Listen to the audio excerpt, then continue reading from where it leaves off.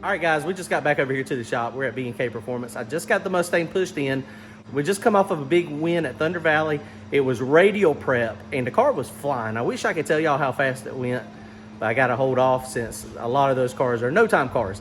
But it was fast. It was within like almost a tenth and a half of my personal best ever, and it was heavy, heavy. So we had to put some weight on it on the nose to get it to stay down. Clifton Claude is doing a no-prep race at Rockingham, front of the track.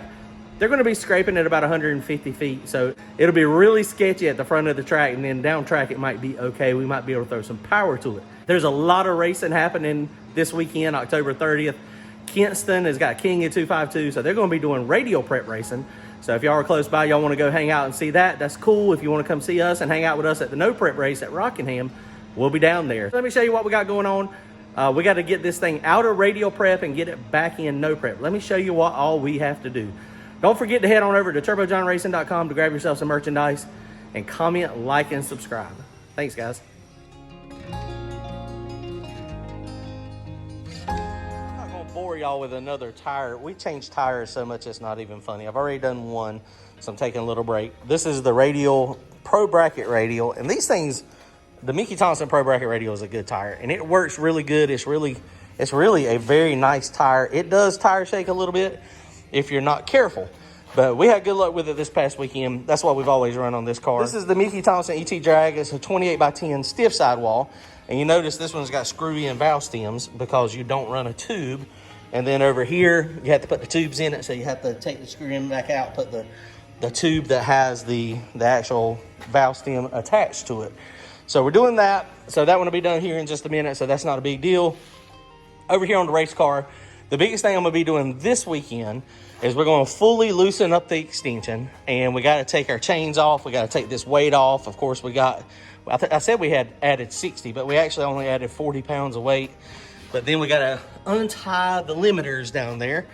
We got chains as tight as down as far as it'll go. So we got to untie the car, fully loosen the struts up. That's all we're going to do to the front, and that'll be good for this weekend. In the back, what you got to change, shock settings. So that's one of the big things. Of course, those QA1 shocks are bad to the bone. Those mod series shocks just work. They're easy to adjust, easy to change. Even if you wanted to change the valve packs, you can do it very easy. So we don't need to change the valve packs on mine. We just need to change the adjustments on it. So that's really easy. Now we will be adding a bunch of weight back to the car. Right now, it's just got my two big batteries back here in the back.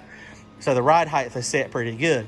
So what we will have to do, since we're going to add some weight, what I'll do is when I get the tires on it, I'll jack it up, let the rear end hang, put the jack stands under the body of the car, and then we're going to screw the coilovers. We're going to screw them up so that we can, so the springs, because the springs are going to compress, and you can do the math on it. I'm going to add about 300 pounds on it for this weekend. And so you can do the math, another 300 pounds should make it drop about probably about 2 inches.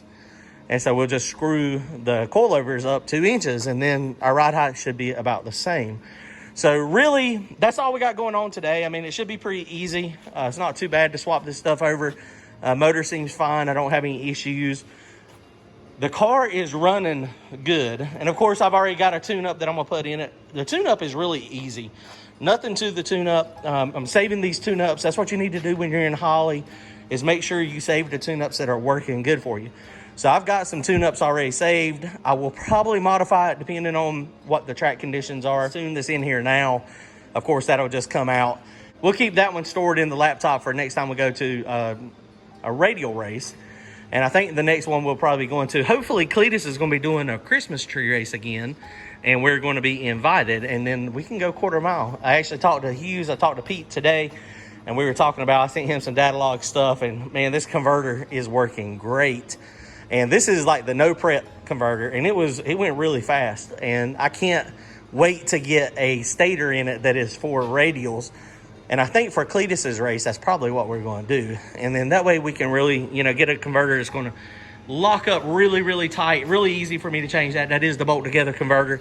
So I'll be able to change that at the house over here. And I'll show y'all when I do that. We'll let you take a look at it and see how to actually change it. But I was really impressed at how fast that converter went, especially for the weight the car was. It was 3,050 pounds. So I was really, really happy. The other thing I'm gonna work on while I'm over here, we know we got a little bit of rear steer in this car, and we know we've been fighting this thing you know, going left, especially as you throw a bunch more power to it. So one of the things I'm going to do today is I'm going to take the rear steer out. I've been watching a bunch of Tim McCamus videos and, you know, setting the car up. And one of the things I have not done or thought about, and I don't know if it'll work in this actual car because I don't have a normal 4-link. Of course, it's got a triangulated 4-link. So if you're looking at it from the way we are right here now, the upper control arm on this side goes this way. The upper control arm goes this way on this side.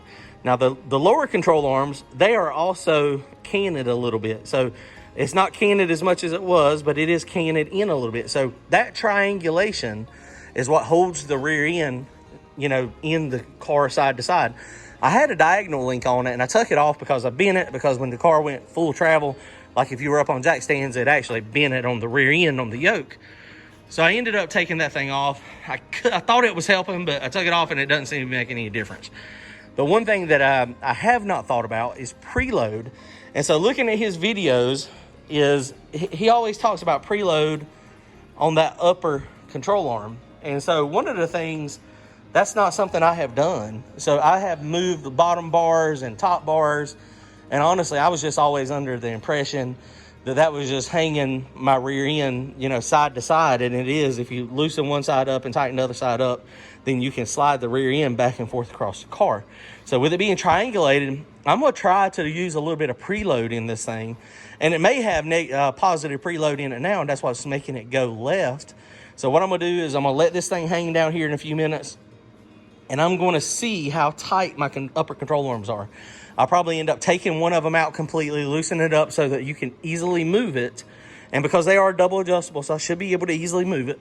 And then once I easily move it, then I'll put a little bit of preload on it. And I'm going to square the rear end back up. I'm going to take that 1/4 inch of rear steer out of it.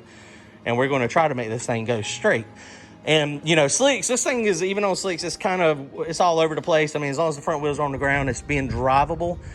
But it would be so nice if this thing just went straight and, you know, was not pushing all over the place and I wasn't in the car sawing it like crazy. So that's what we're going to try. We're going to get it ready today. So it shouldn't be that big a deal. Hopefully it'll be fast and we won't have many issues. But, you know, it is what it is. I mean, you know, anytime you make a bunch of changes, even when you think you're doing it the right way, it could be the right way or it could be the wrong way. So we will see tomorrow. So it should be fun. We're going to have a good time. If you're close by, come see us. If not, the video should be out hopefully on Sunday on Halloween. So it's going to be a good time. All right, guys, y'all comment, like, and subscribe. We'll see y'all soon. Later.